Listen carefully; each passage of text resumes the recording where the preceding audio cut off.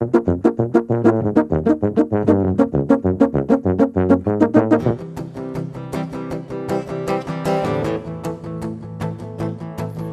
dir vor, uns zieht der Staat den Stecker raus.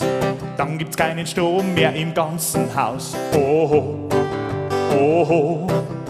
Egal ob Brunsbüttel oder Isar 2, die KKWs werden abgeschaltet, schon ist vorbei. Oh, oh, es geht mit dem Atom dahin. Wir setzen auf erneuerbare Energie und alle Länder machen mit. Ja, das wird ein Hit.